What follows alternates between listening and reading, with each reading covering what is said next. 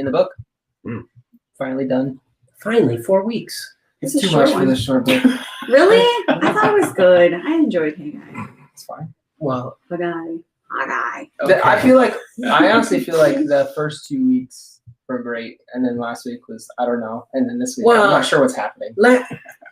Last week you were in a coma. I was. You Yeah. Yeah. I was. Last week was fine. I mean, it kind of helps that I spoke, so I had to kind of find ways to like it. I liked last week. It was so much about we We the had a three of good us conversation. podcast. I thought we had a really good conversation about it, and it was so we talked about Our what viewership people was way up. expected. Yeah. I think that should be every week. Oh my goodness. Okay. I'm trying to talk about Haggai. We talked about what we thought was going to happen and then what was and how that impacts us. So the 4 weeks. The 4 weeks, just to remind Yeah. our viewers. Okay. All right. It's Scott's turn. Go ahead. Leave a comment down below. So week number 1, we gave space for the initial. The prophet comes and says, some of you're saying that it's not time to rebuild the temple. You're working on your houses. You're not working on the temple. It's in ruins. And it says, give careful thought to your ways, right? So we gave space for that. The next week, they leaped into action. And so we gave space to this, the backstory from Ezra we see leading to this moment is that they did start rebuilding the temple. They were sent there to do it. And they didn't accept the help of the Samaritans. The Samaritans made it their job to stop them, and they stopped. And so this wasn't like a moment of we had never thought about rebuilding the temple. They started, and then they stopped for 18 years, which is a lifetime. But they leaped into action, and so we gave space to considering where are we sitting on the bench? What have we drifted from? And then last week, the third element of the story is that God makes a declaration that he's going to help. He says, work and be strong, be blessed. And so we gave space to how does God want to help us? And today we are bringing into this, everybody's waiting for the drum roll. What are we talking about? No, today is to bring what we really do really, really does matter. And it's that action matters. But to bring it even to more complexity, it's the heart behind your action that really, really matters. Mm-hmm. And because a 101 simple is to go, you need to be better at what you do in all types of areas of life. And God's call is not just you need to do more, do it better, but have a pure heart in living it and doing it out. Yeah, it's one of those things that I think we like to be able to compare or judge the people around us. But Well, some of us do. This is really one of those moments Not of me. Yeah, I'm just kidding. I would never be like them. That they were. But it's this invitation to realize that the only person that can really know if you're nailing this or not is you and God. So I heard something recently where it was like, you want to judge other people, but you want to judge other people in the middle of the chapter. Like the chapter's not even done yet, and here you are judging people, and it's not even your book to judge people. So why are you doing it? Like it's really interesting, because what Greg said is true. It's between you and God. That's good. I said words, so it feels like, is that what Is that it it? is? Is it all? So there are two gospel moments that really point out the complexity of it that I really like a lot. And the first one is the story of the widow's mite, and it's kind of it's such an awkward scenario of the Jesus watching people putting their offerings into the temple treasury. May not have been that. It's a little awkward. And then there is the group of rich people. It says rich people that were putting in huge offerings, and I kind of visualize them, like writing out the check and go, how do you spell thousands again? Like it just was, or twirling or making a declaration. Mine doesn't fit in the offering box slot or whatever. There's, and then a widow, it says very specifically, it says a poor widow comes and she has 2 small copper coins, which were collectively, they were 1% of a day's wages, which is not much. But I hadn't really given it much thought, is that she puts these 2 in there, which there was opportunity to just give one of them. Mhm. And so, because, half of nothing is still nothing. So you may as well just give half of it. But, and Jesus, like, in the midst of this, he goes, I don't know, he brings attention to it, which is, again, pretty awkward. Yeah. And he says, this woman has really, really given. What she has given is what's really, really valuable. And so that one, you just go, she did show up and she did give. Yeah. And it was her heart. She could have said, I have this pure heart, and not show up. And so there was this mixing of the do and the be, or the be and the do. And then another one is a parable, is that Jesus was talking or seeing people's self-righteousness. And he shares the parable of a Pharisee and a tax collector in the temple. And the Pharisee is building his righteousness on the shoulders of other people's unrighteousness. Aren't you glad that I'm not like them? Which unfortunately is very easy. It's gross how that can come out of anyone, me or us. It's to go, at least I'm not. And the tax collector was, beating his chest, God have mercy on me.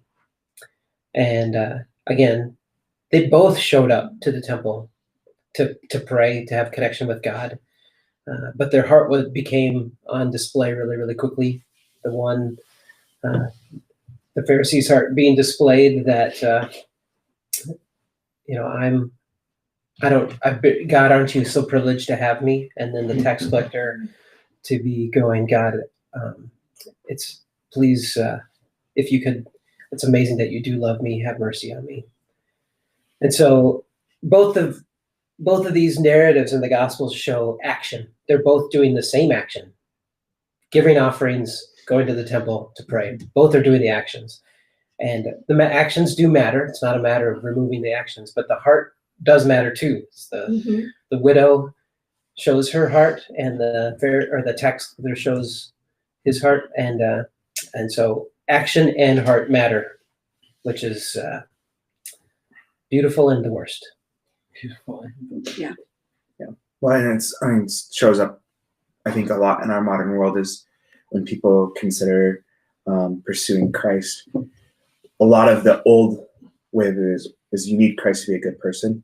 And I think that's been tested enough that people go, oh, you don't need relationship with God to be a good person, because you can do all the good things, and certainly with charities and things, the numbers are shifting from the church doing the majority of the charity work in the world to we're still there, but it's moving more towards there are a lot of non-religious organizations that are doing a lot of good in the world, and so you can do all the same things. You can do the right things. You can do good, be good.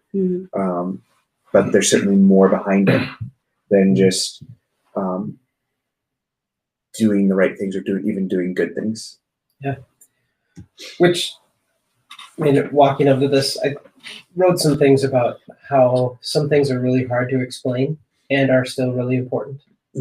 And this is right in that. And I think that opening our mouths and verbalizing the complexity of, I don't need God to do good things. Well, then what do I need God for? Is it's so easy to just go, I don't know. We've got to jump headfirst into those things. And I think can be church. This isn't church culture in a derogatory way, but sometimes church culture can just have so many implicit, we all know this. right? And then never talk about it. And Yeah. and so it puts it on display. Yeah, and this passage too kind of teases out like the next level of thinking is like, well, if I don't need God to be good, then maybe the reason for God is because I get good things out of it. And that's one of those other things that's been tested and where people and various ways of living have found that I can get the same benefits without following Christ. In fact, sometimes it's easier. But yeah, it's one of those things. It's just self-sacrifice and that calling to it and calling to community that can be done by anyone. So the heart behind it and the end focus definitely gets drawn out a lot in this. I think in sorry. Go ahead, please. Well, I was just gonna say in Haggai, like we get to the scripture where it talks about being consecrated or being defiled, and basically they're telling the people that they've been defiled. But when I look at the story, they were called. They wanted to come and build the temple. They started building the temple, and then outside things happen, which always does, right? But they were forced to stop.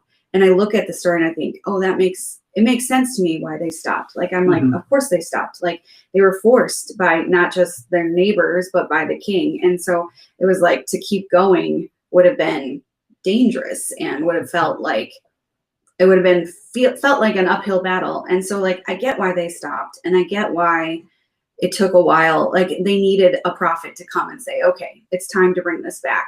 It's time to start this again. And I get why, like, and like, even when like they're, the whole thing with holes in their purses and them not being blessed, but they're still able to build their houses. So it's like this confusing thing. Like, did they not have enough, or did they just not see that they had what they needed? And so, and like, I think we see over and over again that they weren't being blessed. I mean, it says that, but it's like all these things are happening, and I get it. Like, I get why they weren't doing that. And so then all of a sudden, like, they're defiled, and like they've been, like, just it feels like they're being not put to task, but like, okay, you need to come back and do this. And it just makes me, like, we were talking about it a little bit, and it's like, we're all defiled, like we're all in this space of like, it wasn't them not being, I mean, they weren't being perfect, but it's also,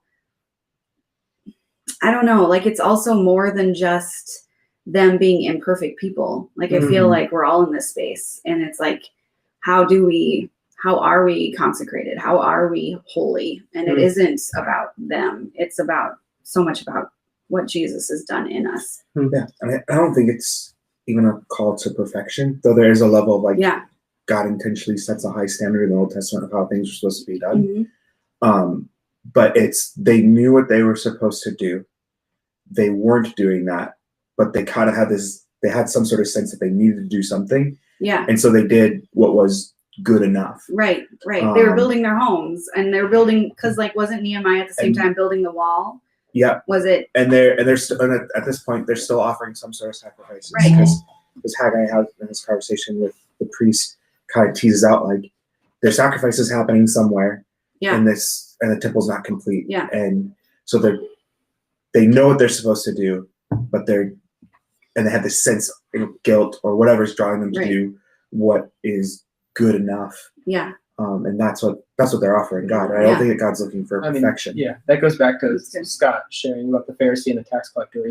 Right now they're essentially being the Pharisee in that story. They're like, I'm doing all the things that I feel like I'm supposed to do, or that I'm able to do. I'm doing my best. Yeah. And God's like, no, like, actually the tax collector or this widow who doesn't have much is actually they're doing their best. Yeah. One thing, which I haven't written anything down about this because it's just really coming out now in this, is that you really see this as a call to really leap into action. And the book starts with a declaration. You've been going to harvest, and there's been half the amount that you expected. You've gone to pour your cereal, and it ran out before your bowl was full. It's like that declaration. And then at the end of this short book, it says the same thing. And if there would be any reason to, cut back, and what can we not do right now because things aren't really being fruitful or productive. This is this is modern context as well. It's like in a hard time when you're over busy, whatever it is, it's so easy for me to cut, the spiritual things. It's easy, like the Sunday school answers. When you're busy, is it easy to not pray? Yes. Is it easy to not read your Bible? But beyond that, it's like to be generous, to be caring, to have compassion, to listen, to be Christ-like, to have the fruit of the Spirit. Those things are really easy to cut when you feel like the margins are thin. Yeah. And so here in the midst of this, what you do really matters. Being really, really matters. At the end of you've noticed that you're not getting what you expect. Then there's this declaration. All right, you're going to be blessed. I am going to provide. And which can lead to absolutely nothing. Yeah. Like, okay, good. I will build bigger barns. But I think the call to move forward, to actually to be and to do, takes a huge leap of faith that God is going to provide. And they were sitting at the precipice of that, and they could have heard this and done nothing, or they could hear this and they could leap into action. That's kind of the beauty of the story not being finished, even here, is that we're left with that unfinished story. Maybe you've noticed that things are challenging or hard. Well, I'm telling you, go forward anyway. I will bless you in the seen and unseen. Ready, go. And then God steps back. What you do really matters. Your heart really matters. What are you going to do? And I think it's very easy to do nothing. Yeah. Yeah, I think it's not. I think for me, it's easier when I feel like it's easy to live in a way where to not do anything when you're like, well, I hope God does something. But my process over the last few years is not, faith isn't hoping that God will do something. Faith is the realization that God's already doing something. Yeah. And so for me, shifting that perspective from like, well, as soon as God does something, then I'll join, versus it's my job to discover where God's at work and to participate in it. And that is requires much more action on my behalf. Yeah, I think the normal may not be the right word, but a natural context is to go, God, if you do these things for a while, where I can be really confident in it. Prove yourself to me. Yeah, and bringing it to, as we are. I think that's what they're doing though. They're like, yeah, we'll rebuild the temple when God makes it easy. Yeah. Yeah. Rather than God's at work, doing his part to rebuild the temple. I just have to do my part. Yeah. I think us in the corner church world, church planting world, all of us in all of our communities, it would be so easy to go, the church not being a space, but us as people, we'd say, well, when these things come together, then, we're going to make a huge impact in our city, like whatever these things even mean. And I think that this is a moment where, maybe you've looked around and you go, well, it seems like we don't have what we hoped for, expected. It's hard. Things are hard. And God is going, let's go. I'll take care of you. And again, my guttural can be, sure, show up for a while, God. Show up for a while. Then, and it's like cultural math says the thing that really leads to momentum is momentum. The thing that really leads to impact is already impact. The thing that is healthy comes out of health. And here's a declaration that says, no, go. Doesn't matter what's under your feet, go. Yeah. I think tying a couple thoughts together too is this idea that God's already doing something, and not waiting in the action and all of that. It's like our desire. And I feel like I hear it so much in church. It's like, oh, like the microwave generation. We just want it now. We just want it now. I think they wanted it now. Yeah. And looking back, it's really easy to be like, oh yeah, and then shortly after this, there's the 400 years of silence, and that good reminder that God was working throughout that whole time. He was working through this time, that he had a bigger goal, that he was building to something, and he sees the things that need to line up. And I know we talked about this last podcast, was like there's so many things that needed to line up in my life that for God to do what he wanted to do in my life. But I know that in the grander scheme that God does that. For like downtown, getting ready to launch. I mean, it's already been previous services. How cool is that? But like getting ready to launch in February, and that's awesome. How many things did God need to line up before that? And how many things, like, because Corner's so hungry to chase after what God's doing in the city and in walkable distance of people, that we're always pursuing opportunities. And how many of those opportunities like fall apart every year before something lines up that's crazy? Only God could make it happen. Yeah. And so just seeing that, like, in this, there's promise to Zerubbabel. That's like, yes, it's in that moment, God's saying he's going to make the governor is like a signet ring. And that's really just building to something even bigger later. Yeah. Which is that the promise of the Messiah, the promise of true freedom. And I think in our own lives, it's not even just the microwave moments. It's the reminder that everything that happens can build into something, even the things that fall apart. Yeah. Well, especially Zerubbabel is a great example. Is that he's the one from King Cyrus that said, "Go back," and he went back, and like we said, it didn't go really well. It's now like approaching 20 years later, and if anything, you would go, "Good job, buddy! Wow, 20 years." And look how far you've gotten. Yeah. And like me I feel Bundy about it.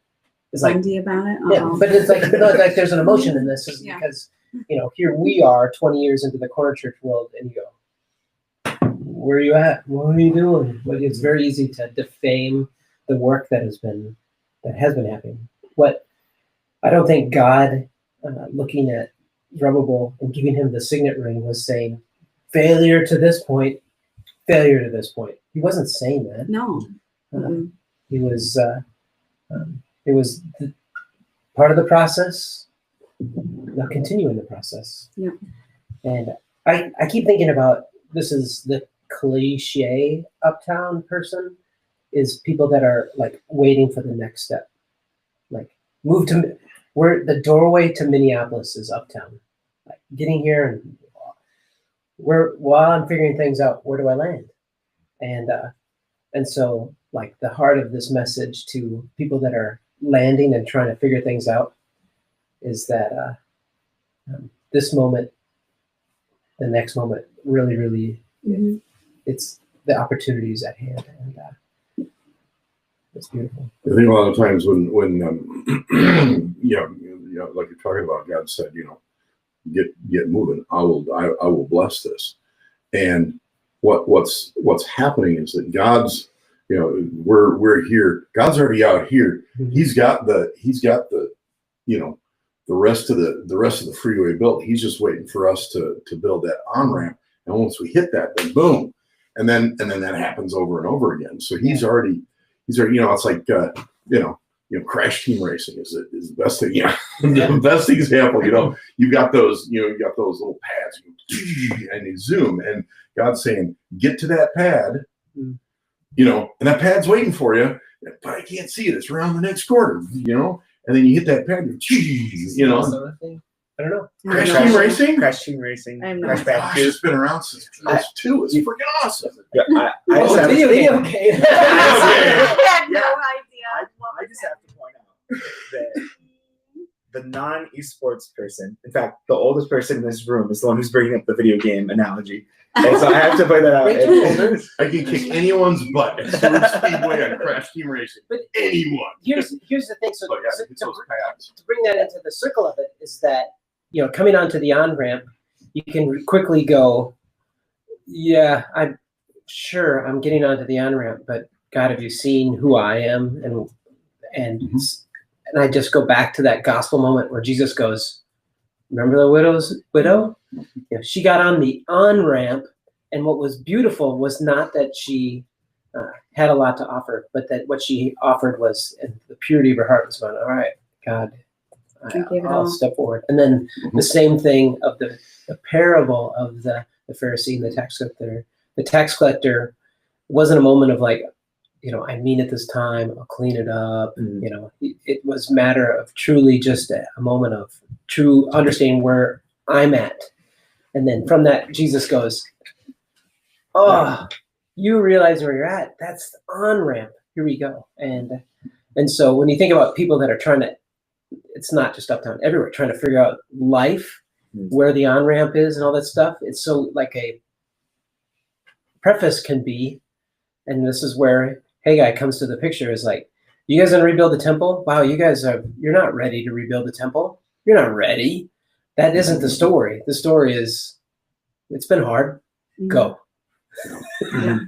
And that's gold compared to if you're gonna rebuild the temple, you gotta figure this out. You gotta get these things better. You gotta have more money. You gotta have resources. God is going, I got silver and gold. And I'm the blesser, and all these different things, and I think about in the macro, we can say as a body of Christ is that we got to get some things figured out so that we can move forward.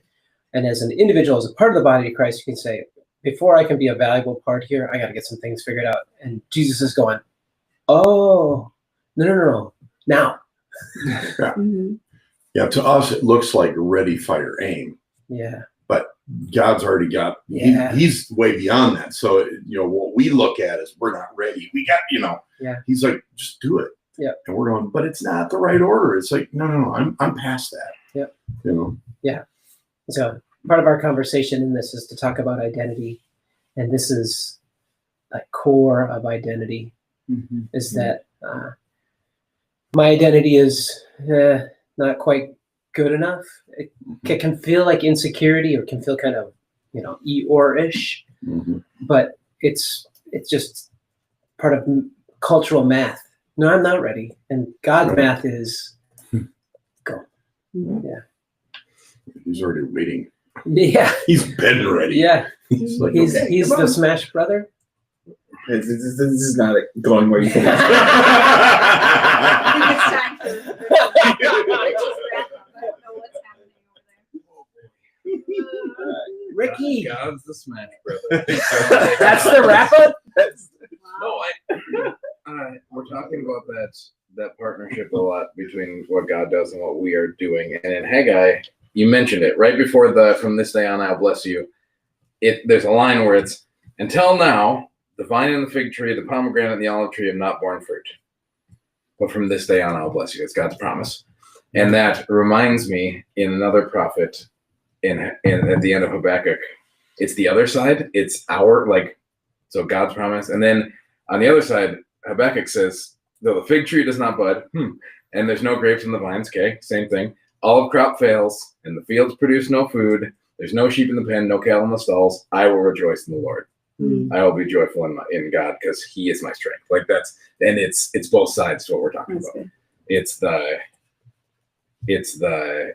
hey, I'm going to bless you even in this moment, and then even in this moment where I don't feel the blessing, I'm going to rely on God's strength. And I think that really ties together all this. Careful thought includes action, and I think that's important. It's careful thought includes action. It's good. Thank you. You can. Next week, what are we starting? Already ended it. Oh, it's done. Leave.